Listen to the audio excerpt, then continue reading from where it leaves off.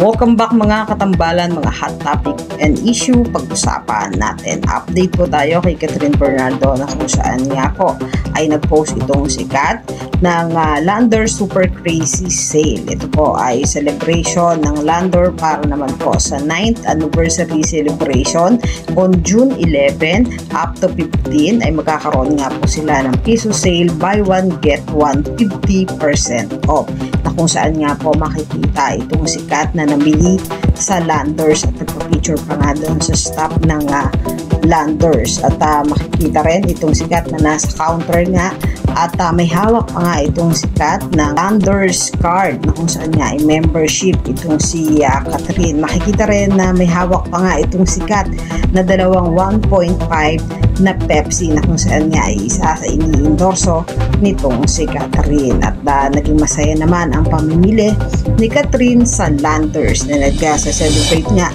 ng 9 years anniversary.